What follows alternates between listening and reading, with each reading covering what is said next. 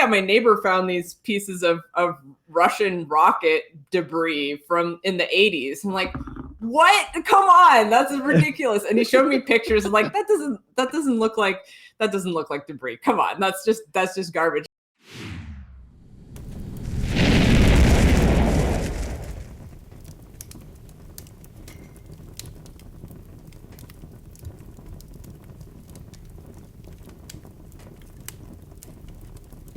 Welcome, Fedi Friends, to episode 41 of Fireside Fedi.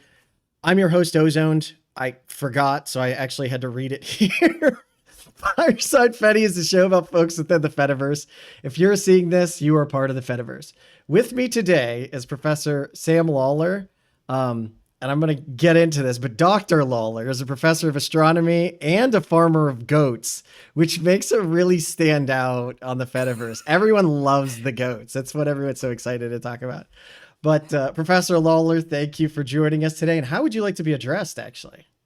Oh, okay. So that's always a tricky one, right? Because I always, when I have students who I have, power over and I, give them grades and stuff, I tell them they have to call me Dr. Lawler or Professor Lawler, right? But like, I'm not grading you, so you can call me Sam. Hey, feel free to grade me as well if you would like, Sam. I'm fine. Like, the only way we can get better is knowing where we're failing, right? Like, everyone, like, I remember being in college and having that mindset. The first time when I went back, I did not have that mindset of like, oh my God, you're just mean. You're just giving me this grade. It's like, no, dude, you've earned it. That is yours, right? And you should learn from it. And everyone just gets pissy about it. But right, yeah. Before we go on, how did you get to where you're at today?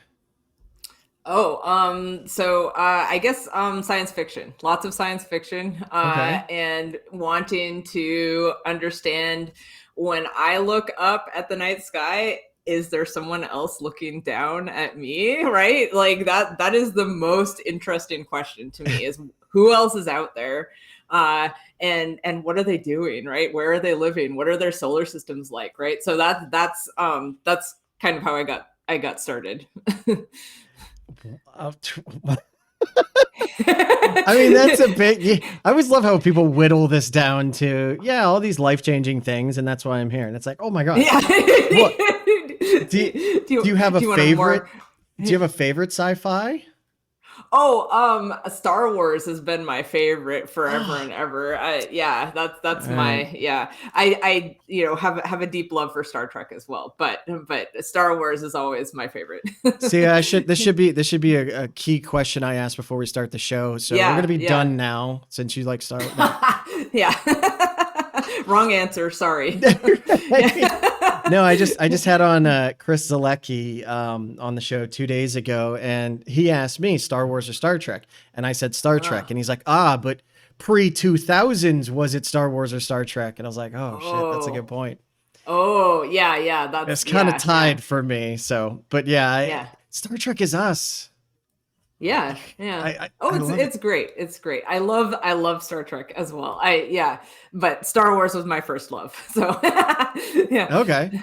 So you just loved sci-fi, and when from a young age you're like, I'm just going to go be an astronomer of space. Yeah. And I think that it is so cool that I managed to get a job where I get paid to learn things about space and teach people what I learned. Like, that is so cool. I am so grateful that I ended up here. And there were so many places along the way where it could have not worked out, right? Like, there's a lot of luck involved in getting an academic job to get paid to learn about space, right? Yeah. And so I'm very grateful that I ended up here. No, yeah, we were talking before the show, and you said that when you went to apply, you said 5 jobs in all of Canada. Yeah, exactly. So, I mean, when you get to so you do your undergrad, you get a master's degree, you get a PhD, you do a postdoctoral fellowship, probably do a second postdoctoral fellowship, and then you have to get a professor job, right? And like, that's where it gets like, all of those steps are hard. And then getting the professor job at the end is like almost impossible, and very, very few people get it. Right. So yeah, the year that I was totally done with postdocs and it was like, okay, I'm either going to get a professor job this year or I'm just going to, I don't know what, figure something out, do something totally different. And yeah, there were 5 astronomy professor jobs in Canada. And I only, I got one. So yay, go me. What sets you apart? Like what do you think clinched it for you?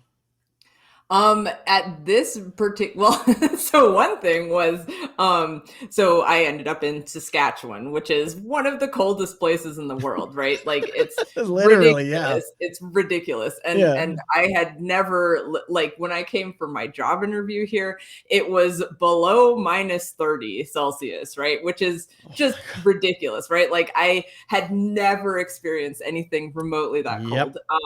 And it's amazing, right? Because this is a place where very few people move here, right? Like everybody who lives here grew up here. Yeah.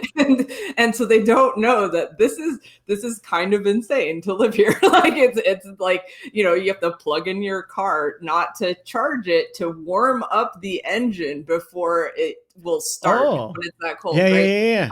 There's engine block heaters, and you know, just all these things that people do that seem normal. So I think that was also a really big filter for this job.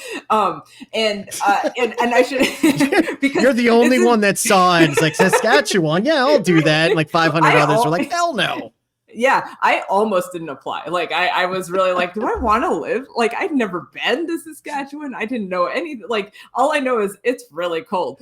But like this turned out to be such a great thing for me because it's so as a professional astronomer, you pretty much end up in a big city, right? Like you end up working at a university in a big city, and there's light pollution and you don't get to see dark skies. But I ended up at a university in a tiny city in a very flat, very dark place. And I can live on a farm and work at the university.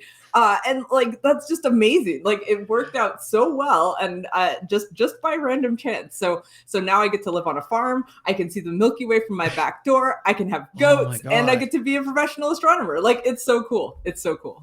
No, and your passion and excitement is very obvious how much you love it. You're living like your perfect life, it sounds like. It's great. And that's one of the things that I've never had that experience of looking up at the sky and actually seeing everything out there, right? Like you mentioned light pollution. We all live in some kind of somewhat urban area. And even if you're out in the woods, it's still, you're close enough to something that it washes that stuff out. It's a completely different thing when there's literally no light. There's, I think, one place in the United States, right? Arizona or something like Probably Arizona. Yeah, there's a few dark sky places, but it's hard, and most of them are out in the western part of the US. I think it's something like 99% of people in North America cannot see the Milky Way from their house, right? Like it's a very, very small. So I appreciate it every single night that I get to see the Milky Way. And it humbles you, right? It makes you realize how small you are. And I think that's one of the things that we've lost. We think all of the problems revolve around what we're going on. And then if you look up and see billions of stars, you're like, yeah, no, this isn't such a big deal. Yeah, we're nothing. We're a speck of dust. It's like it's really great and really terrible at the same time, right? I think it's important. I love how you said that. I really hope you start every semester at the very beginning of the class going, "You're nothing." Excuse me, don't stress out about this class. You're nothing. You're nothing. Yeah. In the grand scheme of things. That's not quite the perspective that I try to bring to my teaching, but I do really like, I do end every class that I teach. I end it with Carl Sagan's pale blue dot speech, right? Because it is so powerful, right? It is just so, it's such a great perspective. Do you right? have it memorized? No, I don't. Okay. But I do, like, I mean, just that perspective of we're nothing, but we're also the only place in the universe that we know has life. This is the only place that humans can live, right? Like, no matter how terrible we screw up this planet, it will still be easier to live here than anywhere else in the solar system, right? Mars, no way. Like, Mars has no air, no magnetic field. The dirt is made of poison, right? Like, like, no matter what, it will be easier to live here on Earth. I don't know. I think I have I have a couple billionaires I would like to really try to see if they can live there. I would be fine with that. Yeah. No, that's a good project. So the pale blue dot, it's interesting because I actually have a poster upstairs with that. And when my kids, I have two little kids, an 8-year-old and a 5-year-old, and every once in a while they'll be like, what is that a picture of? And then we go over it again. And I was like, that's us. Yeah. And they're like, but there's nothing there. I was like, yeah. And then I rock them to sleep with "You're nothing, dear." Yeah. For those that haven't, trying to find a good. Oh, here's Dagnabbit. But anyway, I'll skip it because I'm can't find a good picture. Everyone should go look up Carl Sagan talking about the pale blue dot, and you realize that. And it's interesting though you say it that way because I've never thought of it like, yes, we are nothing in the grand scheme of things. However, as far as we know, we're everything. Yeah, right. Yeah, exactly. And it just, it really just emphasizes how important and special and unique our planet is, right? At the same time that it's nothing, right? It's this weird dichotomy that you have to hold in your head all the time as an astronomer. It's neat. I like it. So do you think that there's life out there? Oh, there's gotta be. There has to be, right? Yeah, there has to be. Like, that's so one of the classes I teach is astrobiology, right? And a big part of that class is the Fermi paradox, right? So the whole question is, so where is everybody, right? Like, there has to be other life, right? And there's lots of very interesting possible solutions, lots of very scary possible solutions to the Fermi paradox about, how long technologically advanced civilizations survive and how hard space travel is.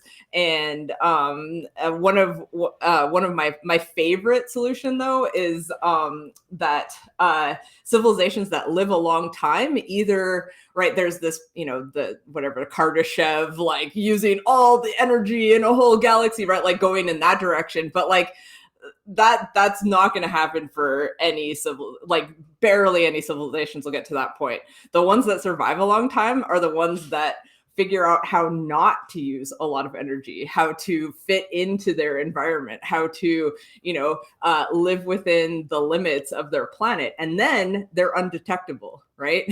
So I think that's a really, really interesting possibility, right? Like a long-lived civilization is indistinguishable from nature, right? And I think that's a really interesting thing to think about. So you're saying you either have to adapt or you're doomed to fail. Yeah, exactly. Yeah.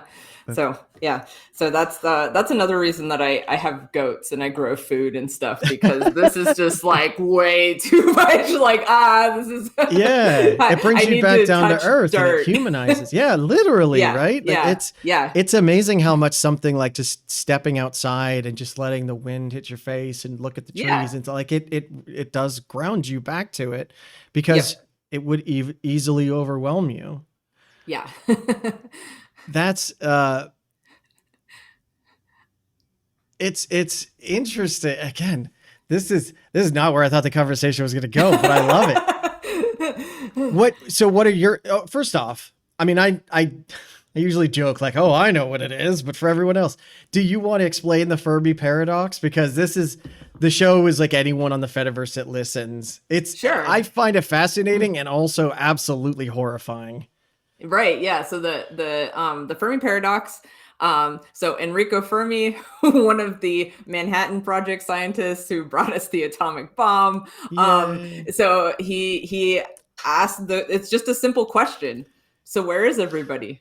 Right? Like, if there are, billions of planets, countless billions of planets in our own in our own Milky Way galaxy, right?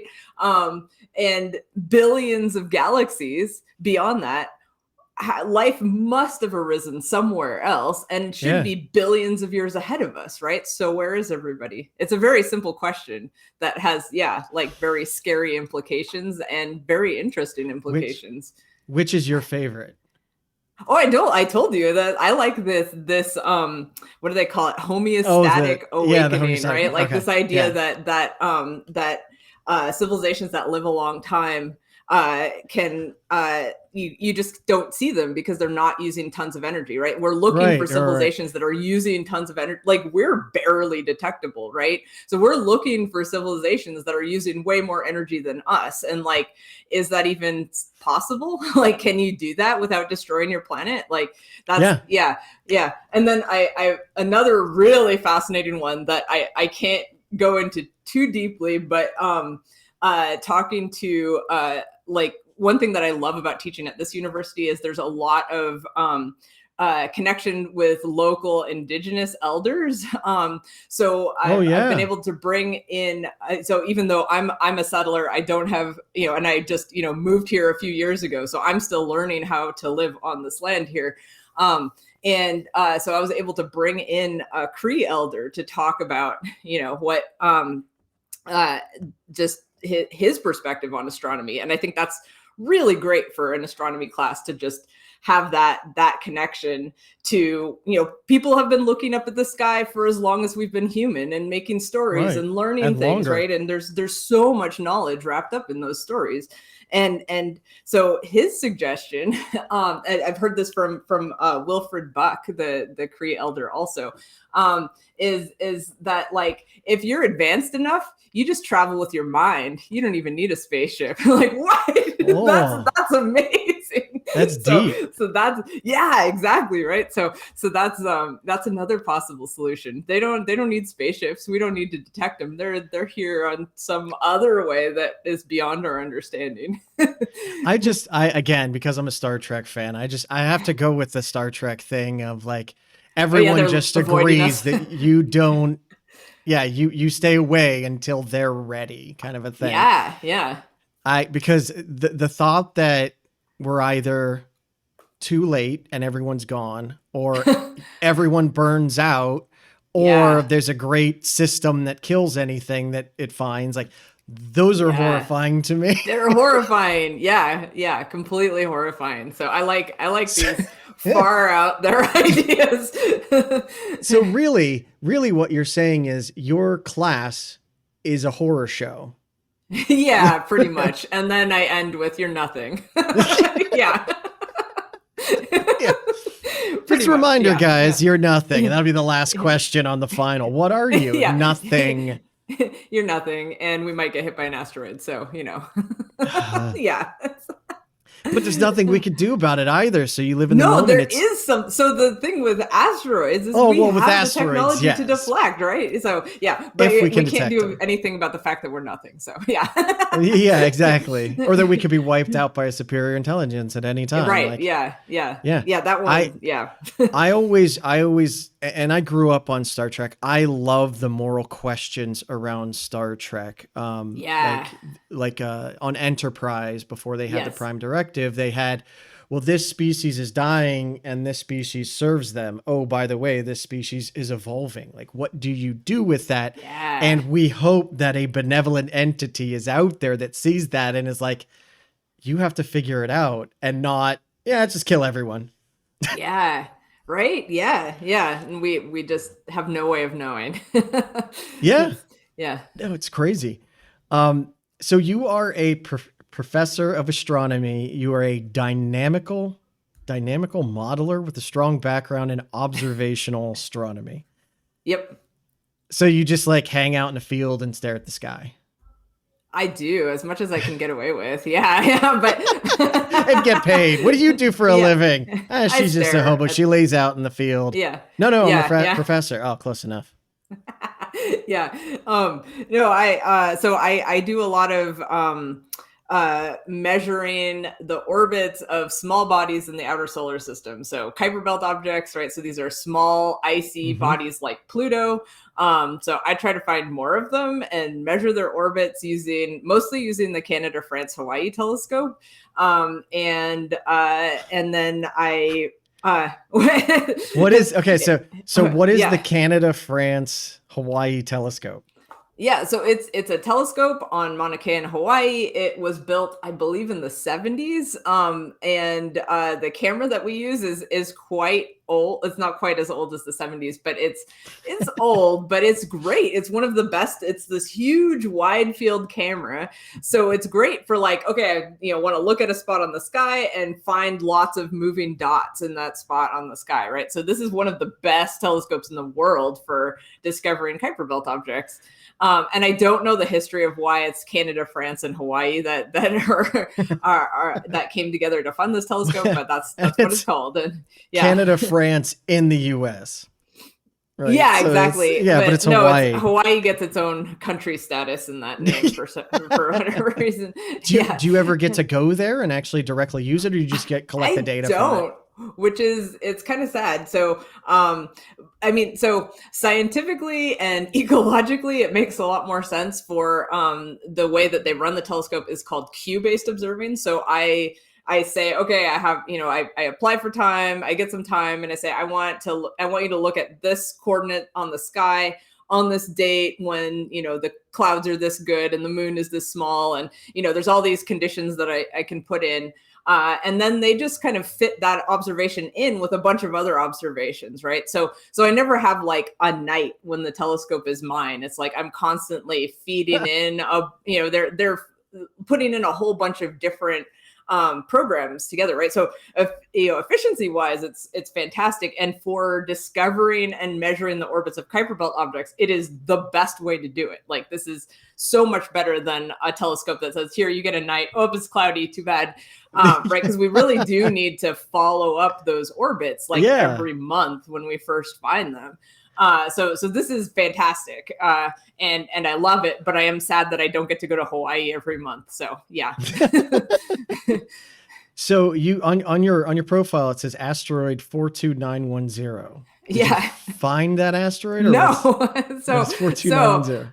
Yeah, asteroids are named after people, and so there's a committee of the International Astronomical Union where once you discover an asteroid and its orbit is well measured, you can submit a name. And so there's a bunch of asteroids that don't have people, like they just have a number, and you can submit a name to this committee if you discover asteroids.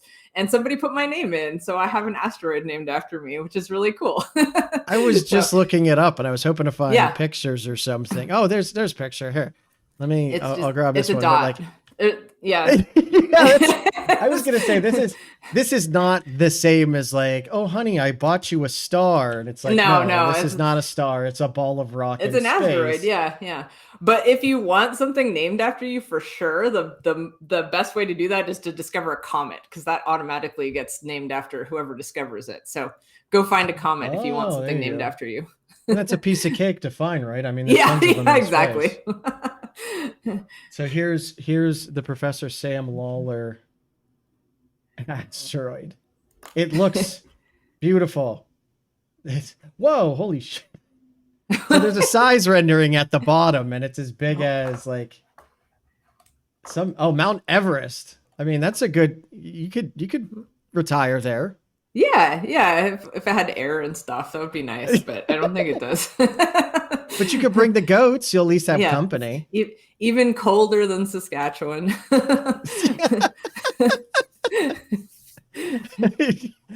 Just a tad.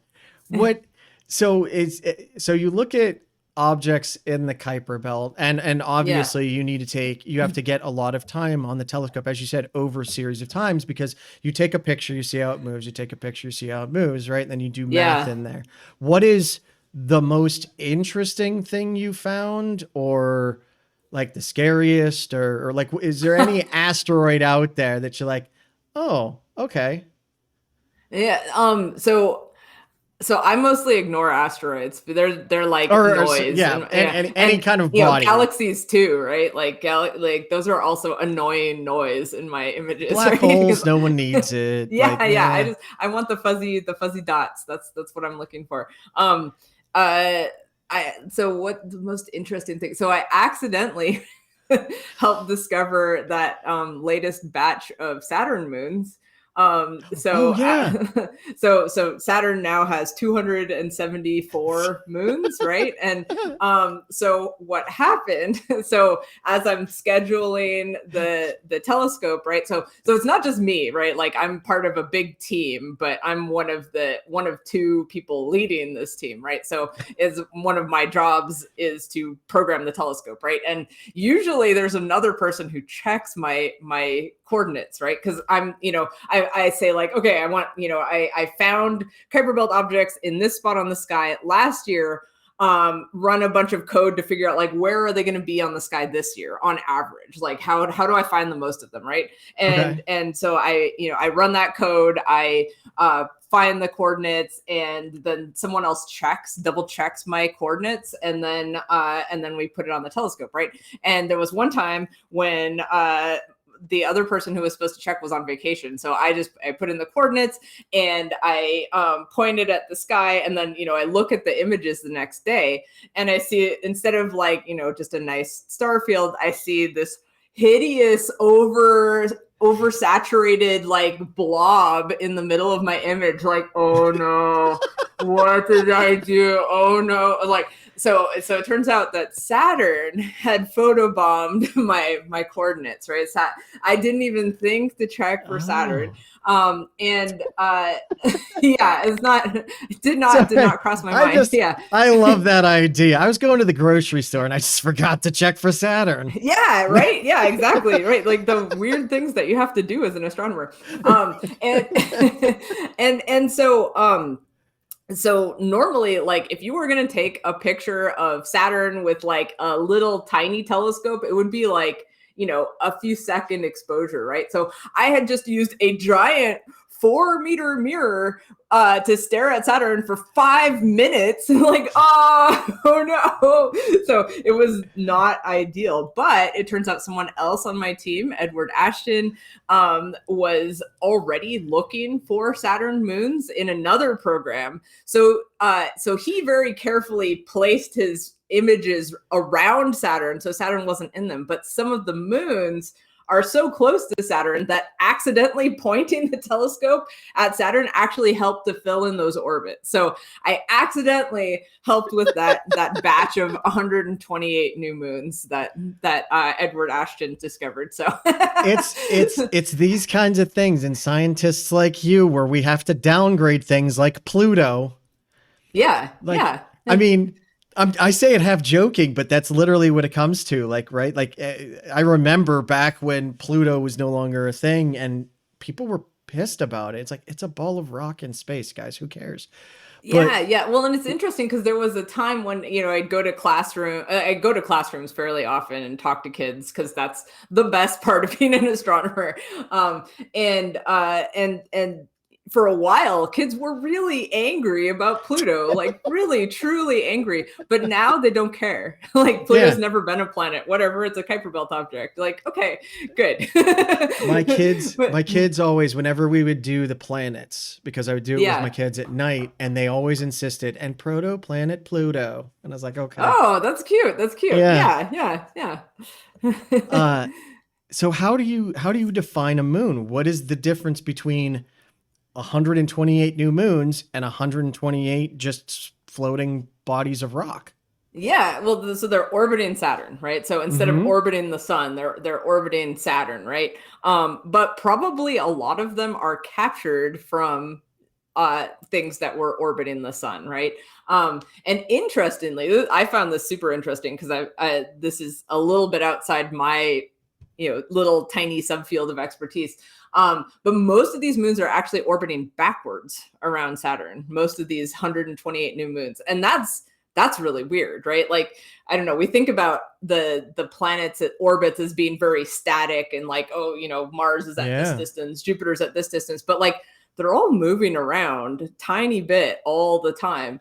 And these small bodies are flying around and their orbits are changing. They get gravitational kicks. They get captured by planets, right? So Right. finding a whole bunch of backwards moons is an indication that like something got captured and then it smashed and made all these pieces that are in orbit today, right? Like there's this whole story from finding this new clump of moons.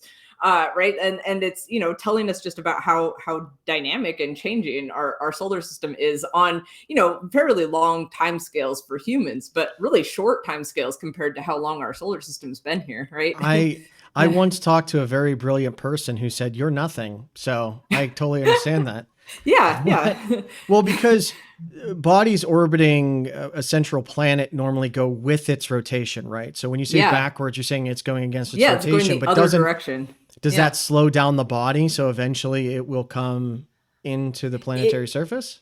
It would if they were very massive, right? But these moons are tiny. They're like a kilometer or a couple of kilometers. And Saturn is huge, right? I forget exactly what the mass is, but it's like 100 times the mass of Earth, right? I mean, it's really, really big. So a little kilometer ball of ice or rock is not going to slow down. That's nothing. Much.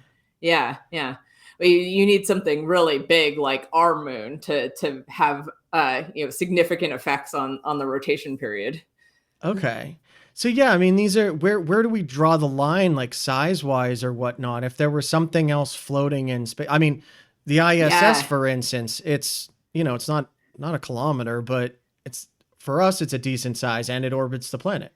Right. Yeah. And with Saturn in particular, it gets really messy because it's like, well, when is it a really big ring particle or a really small moon, right? Like, and there's these moonlets that are orbiting inside the rings, and astronomers can see their gravitational effects on the ring particles around them, and right. So, like, does that count as a moon?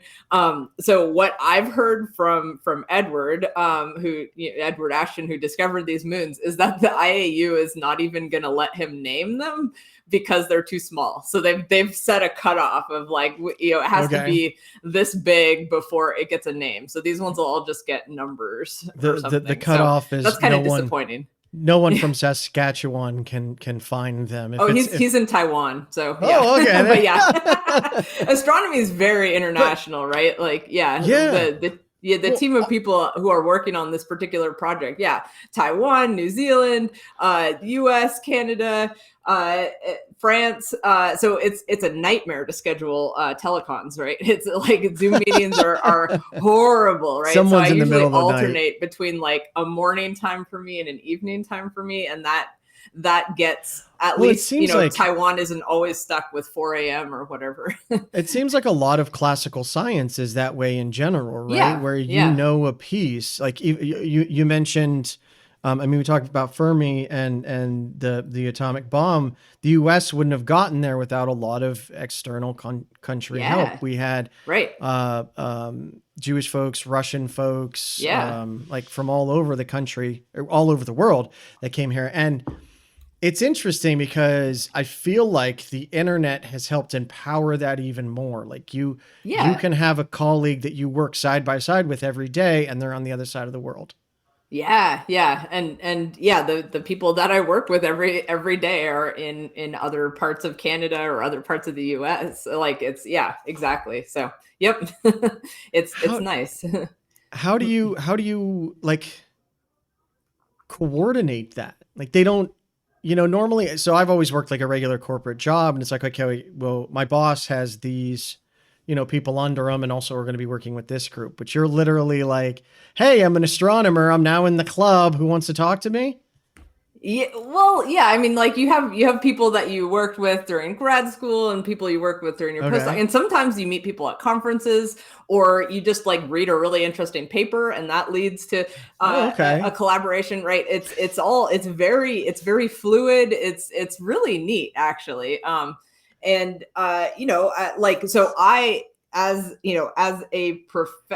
the only professional research astronomer in the province, right? In the province of Saskatchewan, right? Okay. Which is not small, right? Small population wise, but not small area wise, right? Huge. So So that's why. So I get a lot of local radio calls and stuff, and when space debris falls anywhere in the province, then that's my job to deal with, right? They call you. That's a whole other set of stories that we can talk about if you want. But that's been fascinating. Did you ever, like, someone called you, be like, "Oh, get Dr. Lawler. This just fell from space," and you get there and it's like, that's Big Bill's trash. Oh, well, so I have a whole, but like there, okay, so there's been a whole series of that was my assumption when I first got an email about the SpaceX debris that fell like 45 minutes away from here. Is like, like this journalist emails me and says, this farmer says he found space debris. I'm like, yeah, right. Come on. He found garbage in his field.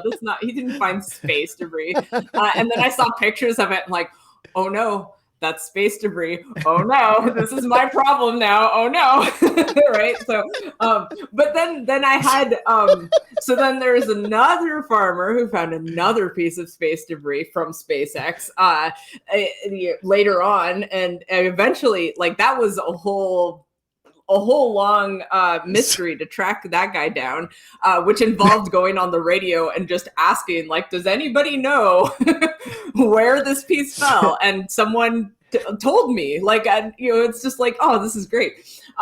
But so then that guy had his neighbor was like, oh yeah, my neighbor found these pieces of Russian rocket debris from in the 80s. I'm like, what? Come on, that's ridiculous. And he showed me pictures and like, that doesn't look like debris. Come on, that's just garbage. And then he sent me a letter from the Canadian government in 1980 or whatever that says these are pieces of a Soviet rocket.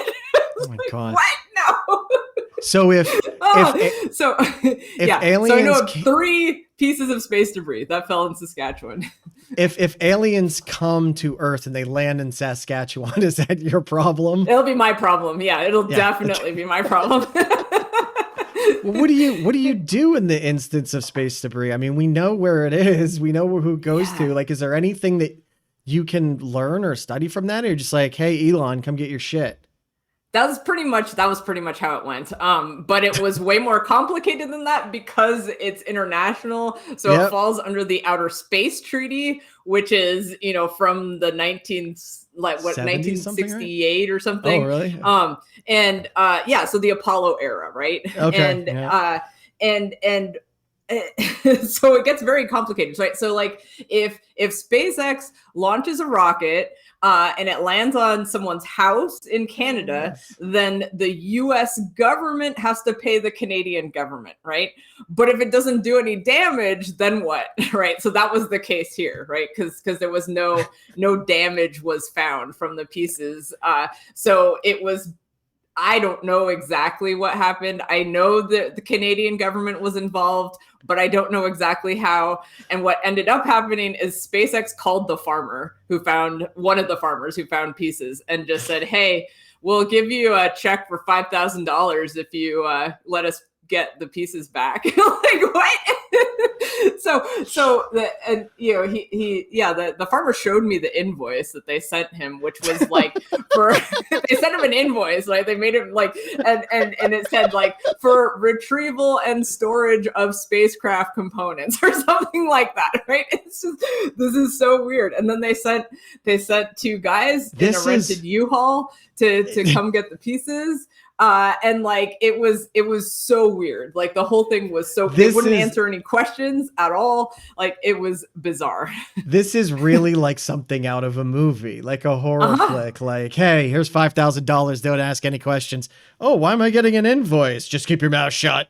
Yeah. Well, yeah. It's all very, very interesting. And so I've also talked to. I realized. So this was from a Crew Dragon trunk, this particular bunch of space debris, and the very first Crew Dragon trunk landed in Australia, right? And as I was sort of going through trying to figure things out, I realized like there's an astronomer who's in all these interviews, he's like me. He's like, he got roped into this. So I reached out to him and I've chatted with him now. And and he said that their experience with SpaceX was totally different than mine. Like SpaceX was super helpful. They didn't give any money to the farmers, but they were super helpful. They answered lots of questions but then here it was like, they didn't answer any questions at all. They handed out money to the farmers who found pieces and they left. And like, I don't even know, like they just loaded it up in the U-Haul and they drove off. I don't know if they took it. You don't even know if it was them, right? Like it could have been anyone. I want to know what the border crossing looked like when they have spacecraft components in the back. Do you have anything to declare? Like, yes, I have a piece of SpaceX. What? but they could have also just like taken it to the Regina dump. Like I have no idea, right? Like I have no idea what actually happened to those pieces. Let's at least hope they recycled it.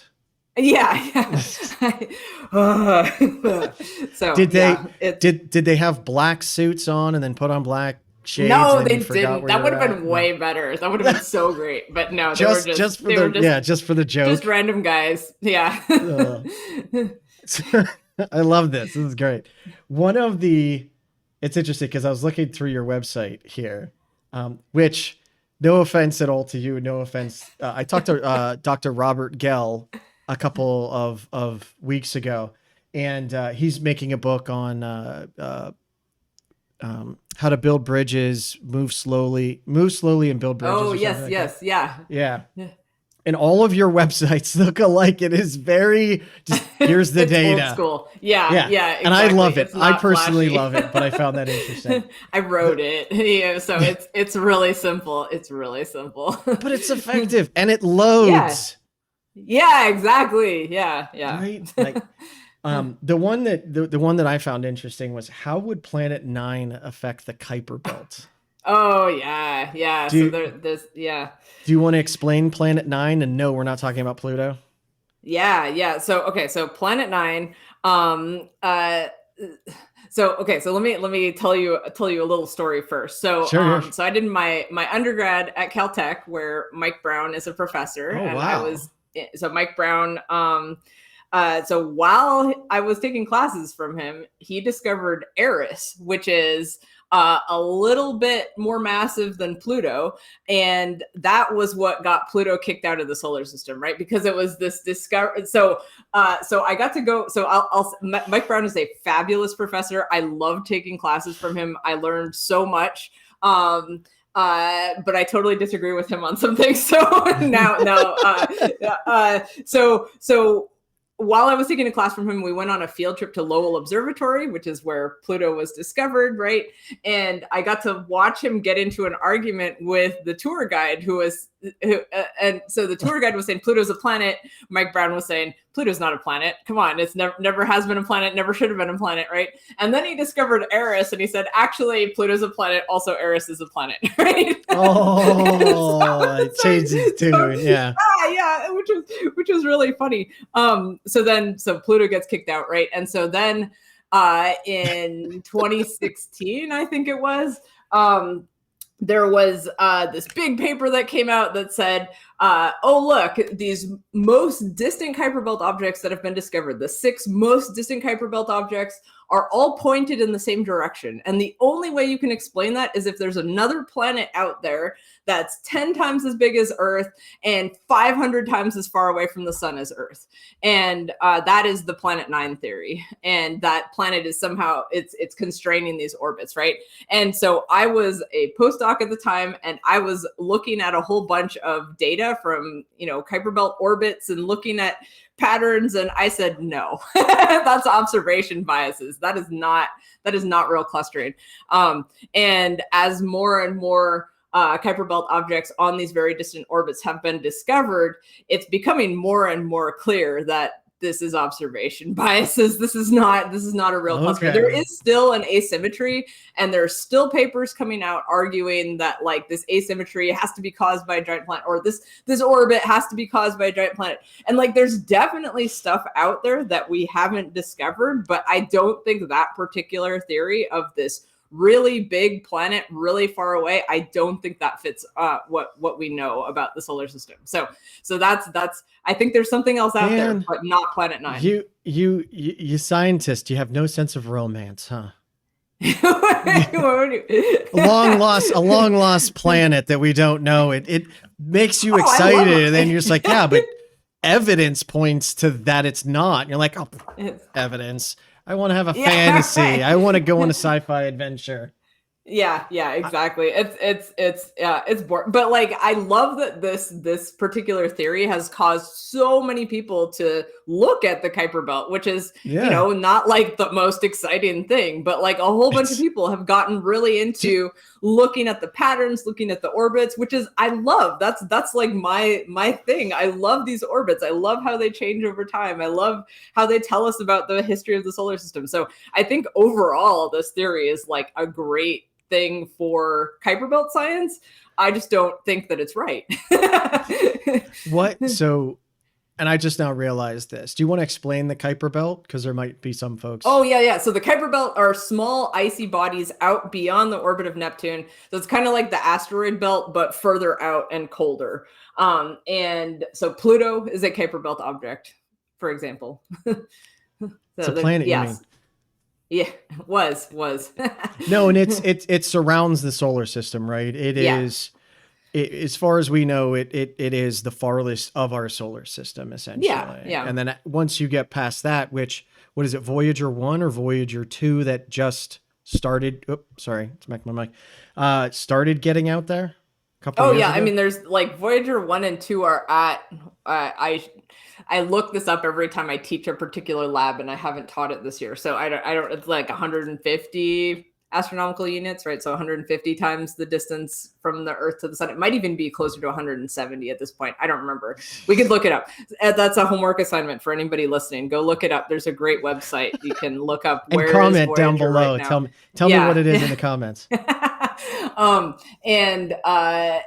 So that is like nothing compared to how far away a lot of Kuiper Belt objects are, right? Like my group recently discovered one that's on an orbit that's 140 astronomical units, right? So it's like, and that orbit is very eccentric, right? So sometimes it's closer than that, sometimes it's much farther than that. There's these the Planet 9 ideas, 500 astronomical units, right? Like Voyager 1 is nowhere near that, and it's been flying away from the sun since before I was born, faster than a bullet, right? Like space is really big. We are nothing.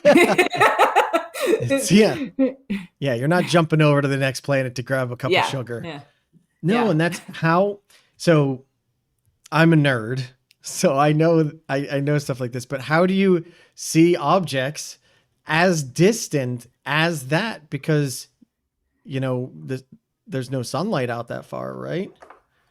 So you have to watch it. Well, there's still sunlight. It's just, it's just getting fainter and fainter and fainter, right? And and so as you, so that's one thing that makes finding Kuiper Belt objects so hard is they don't make their own light, right? You see them in reflected light. So the sunlight has to go all the way out to that Kuiper Belt object and then come all the way back almost to the sun, right? So if something is 10 times farther away, it's 10,000 times fainter, right? So that's the observation biases out there are huge, right? Like a little change in distance makes it much easier to find things that are closer, right? So that's another reason I always argue about observation biases. It's really important to understand them in that part of the solar system. Yeah. Some folks in chat, one person recommending squint and another person recommending echolocation. I don't know if you've tried either of those. There are like radar measurements that are done of near Earth asteroids. Like there's some really beautiful, very detailed pictures that are taken by. So it's not quite echolocation, but it's a similar kind of process, right? Like you send out radio waves and then measure how long it takes to bounce back, and then you can get a picture of the surface. But we don't know how to do that for stuff that's way out in the Kuiper Belt. But So what would be your kind of moment that you're like, okay, this is amazing, this sets my career, or like I'm not going to find anything better than this? Like what would be your pinnacle of looking at space rocks? Oh, well, finding Planet Nine would be hilarious. That right? would be amazing. Yeah. Yeah. It's like, no, I don't think this exists. Oh no, I found it. Oh, and then you'll just hurry up and scrub the data. Yeah. Be like, nope. Yeah, exactly. Delete. I can't be wrong. I'm a scientist.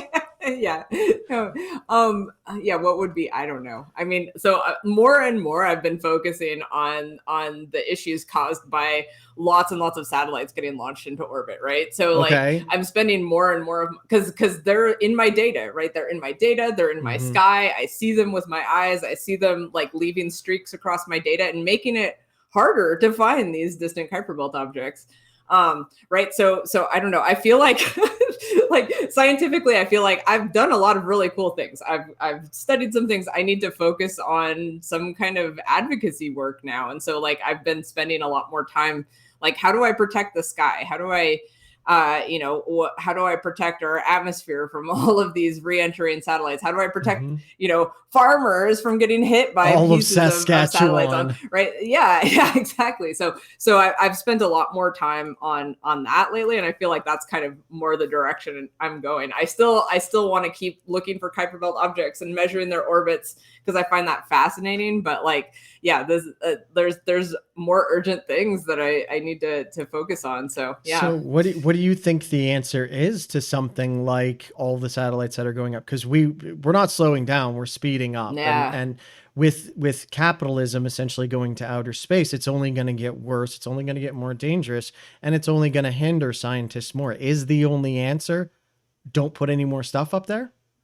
The answer is that companies need to prioritize how to have fewer satellites deliver their services and how to have those satellites have as long operational lifetimes as possible, right?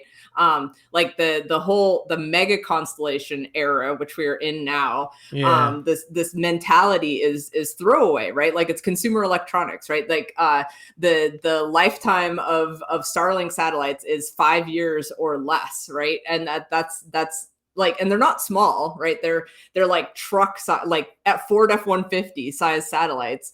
And they launch them and then they burn them up in the atmosphere. And like it's not like our atmosphere can't handle that much stuff burning up.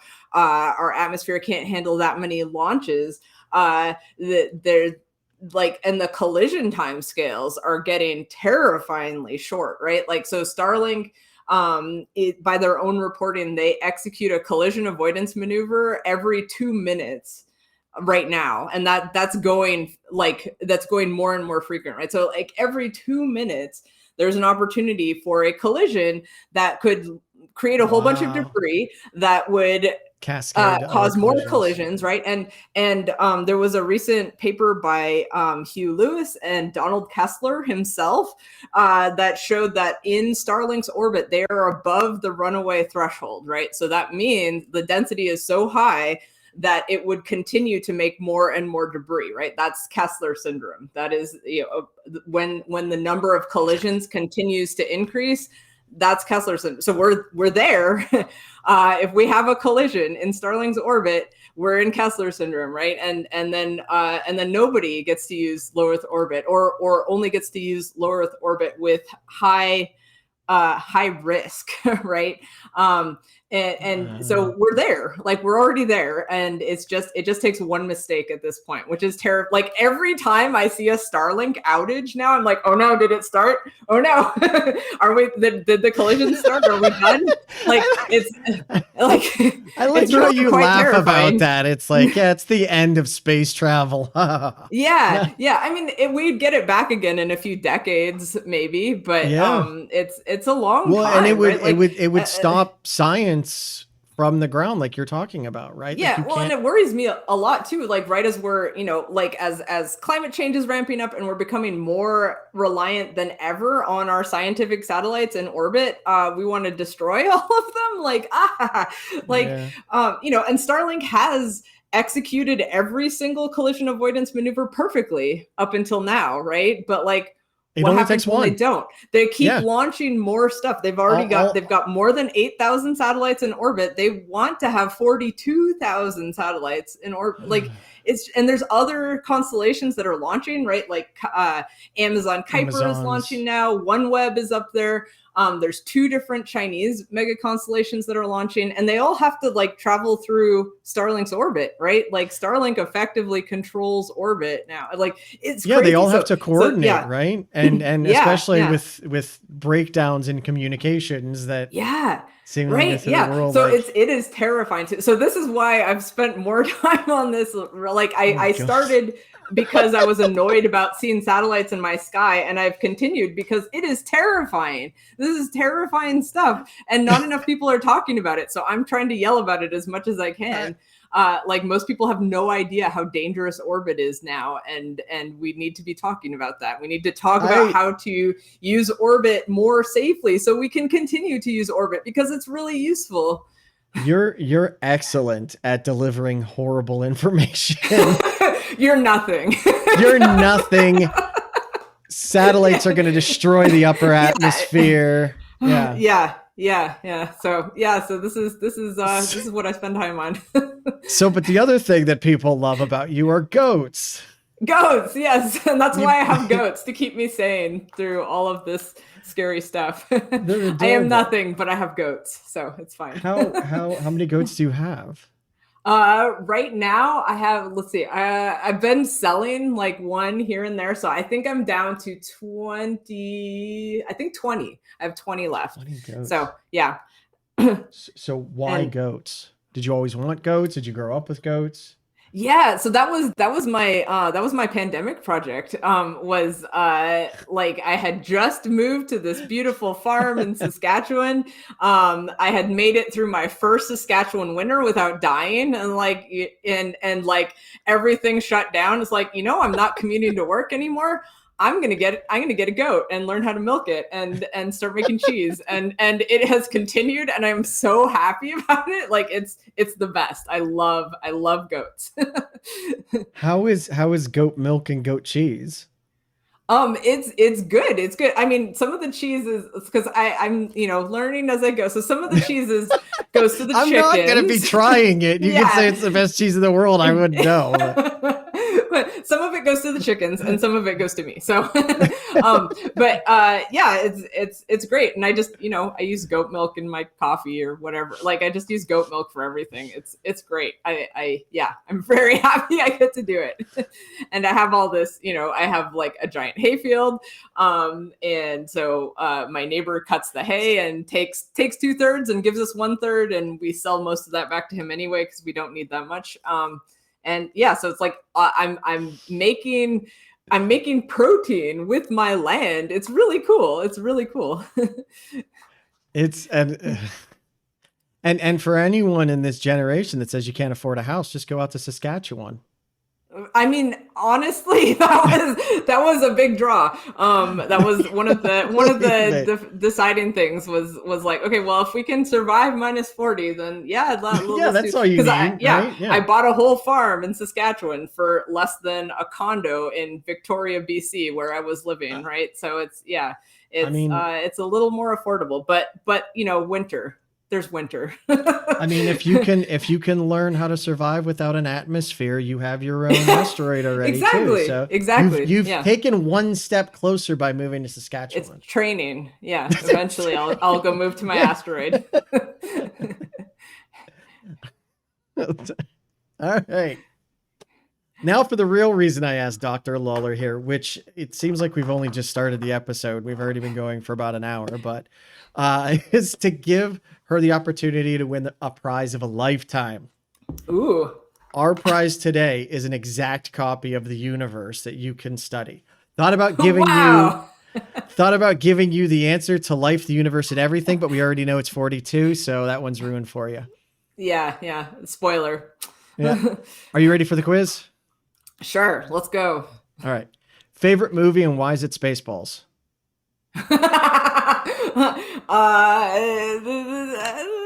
Do you want me to answer that one or? Yeah. Oh, gosh, I don't even watch movies anymore, so I'm just gonna I just don't have time. So what is my favorite movie? I don't know. I guess I'll just go with Star Wars because it's a classic. And the original? Spaceballs is the original. Well, okay, if I have to like pick one Star Wars movie, I would say The Empire Strikes Back. So yeah. Yeah. Okay. Yeah, no, I'm a huge Spaceball fan. That's everyone gets asked that question. Oh yeah, and Spaceballs is a close second. So yeah. So excited for Spaceballs 2, and I am so concerned about Spaceballs 2. There's a Spaceballs 2? You didn't know this? I didn't even know that. I'm so out of it with media stuff. Like everyone knows everyone. Like the folks that I know on the Fediverse, right? Like my kind of icons are always like Dark Helmet. So it's always Rick Moranis. Even at work, my icon is Dark Helmet. And everyone's like, "Oh, that's you?" I was like, "No, it's from a movie." But anyway, for about 20 or 30 years, people are like, Spaceballs 2 is coming, Spaceballs 2 is coming, Spaceballs 2. And I was like, no, it's not. Stop. It's not coming. And then literally, what was it, like 6 months ago? All the people like on the Fediverse, I started getting massive pings, and some of the guys in my Matrix channel were like, hey, did you know Spaceballs 2 is coming? It's like, no, it's not. And they're like, Mel Brooks just made a post that Spaceballs 2 is coming. I was like, what? Okay, well, I will definitely watch it. So yeah. Right? Yeah. Yeah. I will watch it. I'm very apprehensive, but I'm hopeful. We'll see. Yeah. So, okay. Next question. Okay. Goats. Damascus, Kalari Red, or Beetle? Oh no. I don't know. I just Googled goats, and I found the most weird and interesting looking goats. Oh, okay. In the world. I was like, these sound vaguely familiar, but what are they? So, okay. No, I have Nubians, Saanans, and La Manchas. So that's what I've got. Okay. They're all dairy breeds. So none of them. None of them. Yeah. Okay. Yeah. Dairy breeds, and La Manchas are my new favorite because they have little short ears, and I don't have to worry about frostbite. Because Saskatchewan. I never even thought about that. Yeah. Because some of these goats have like ears down to the ground. Yeah. It's insane. No, I'll make sure to hold it against you when I grade your quiz at the end. Okay, good. So, that's fair. That's fair. Yeah. So, and I told you I was going to ask you this one: dark energy or timescape? Right. Yeah. And I haven't heard of this. So my answer is going to be, I like rocks that are close by. I don't like I even have a hard time teaching cosmology. I like things that are close by that I can study, that I understand, that I only need, Newton's laws to figure out their orbits and stuff. That's what I like. So. Okay.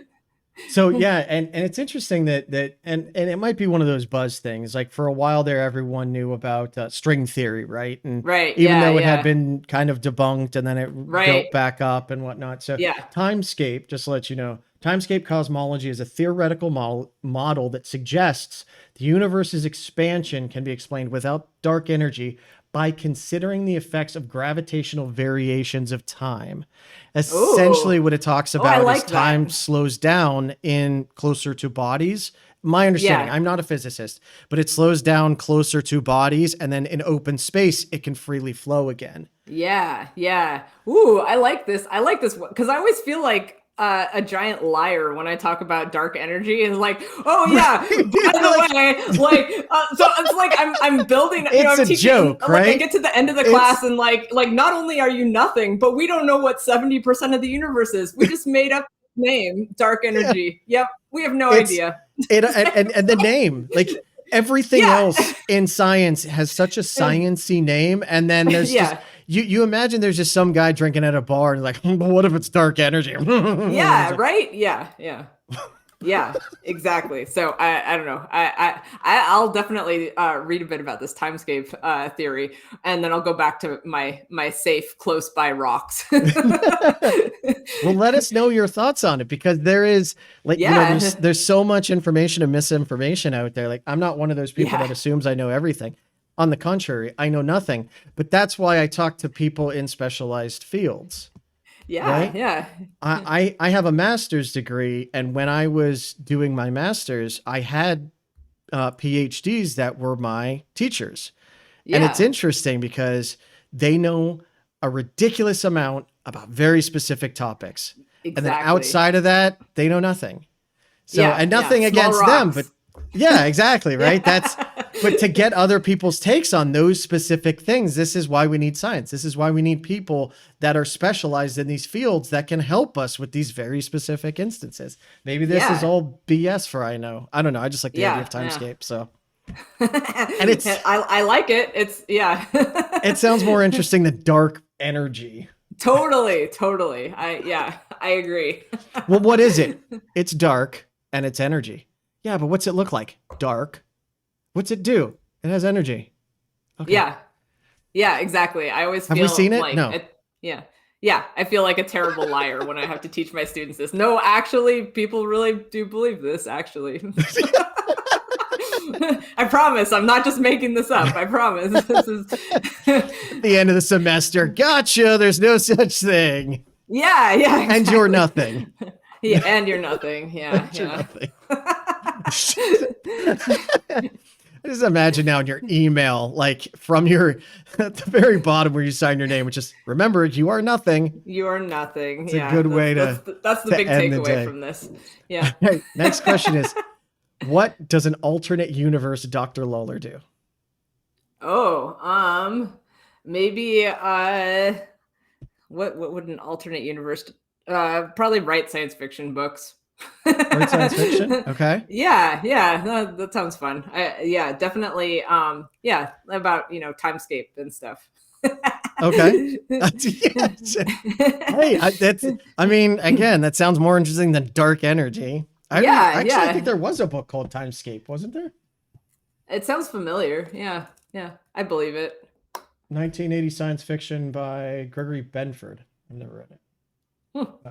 Anyway, I used my alternate universe phone here. It changes shapes and sizes, and it's very confusing how it works. You won't understand, so don't ask. And I reached out to an alternate universe Dr. Lawler, and the alternate universe Dr. Lawler said she is also an astrophysicist. She's a doctor of astrophysics. I got excited and asked what kind of universal body she studies, and she says, well, she studies the bodies of dogs named Astro and watches their physics. So I have a dog named Sedna, which is a Kuiper Belt object. So Oh, nice. There you go. I'm so close. you're into Sedna physics. Yeah. Sorry, I love stupid wordplay. Yeah. I'm a dad. I have to be dumb. All right. Next question: Saskatoon berry pie, beaver tails, or butter tarts?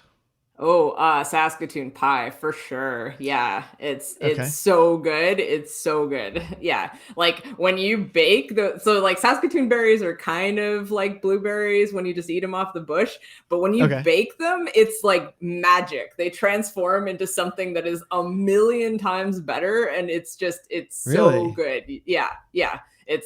I highly recommend it.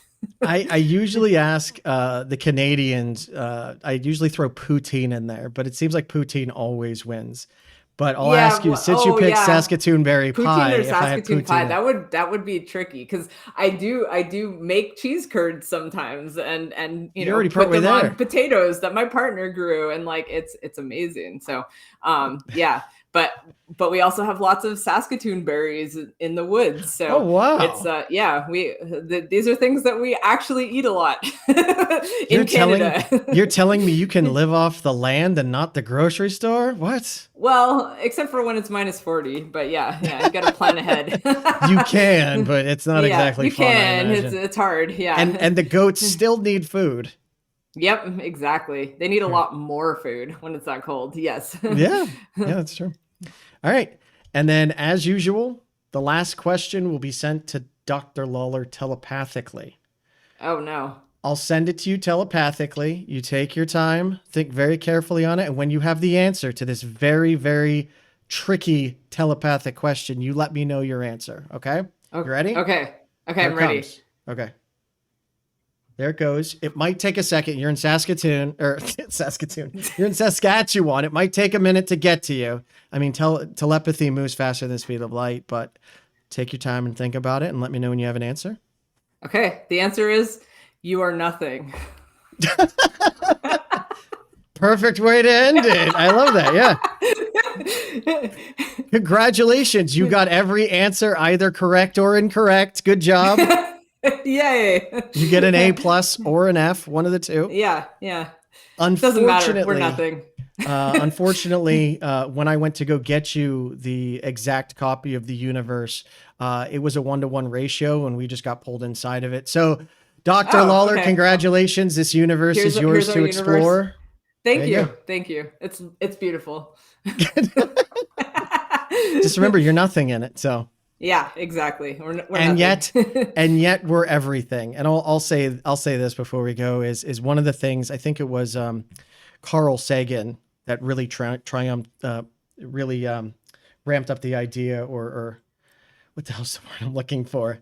Was an advocate of the idea of, once we're gone, we just go right back into the universe, and we are here so that the universe may experience itself. And I think that that's absolutely beautiful. So yes. Remember, even no matter what you believe, whether you believe in religion or what, we all are energy and meat, and that energy has to go somewhere. Yeah. We are star stuff and nothing. I love star stuff. I tell my kids all the time, you're my favorite star stuff. I think it's so beautiful. I love it. But, all right. Well, Dr. Lawler, thank you so much for joining me. Thanks for having me. Yeah. I hope people get outside and look up and enjoy being nothing. Yeah. And then go on your day and remember, you might be the most important thing in the universe too. Yeah. Goes both ways. It's crazy. And everyone on the Fediverse, thank you so much for coming to watch this. It's been absolutely great. Remember, you're unique, you're interesting, you're worthwhile. Again, you're everything. You matter. You bring a unique perspective to this world that no one else can bring. And I'm grateful you're out there in the Fediverse living and enjoying it with us. So thank you guys so much. We have btfree.org, which is my nonprofit. If anyone's interested, go check out some of that stuff. I'm reworking the web pages constantly and redirecting the places. So if it's broken for a second, give it a couple of minutes and I'll fix it. But anyway, we'll talk to you guys next time. Have a great one. Bye.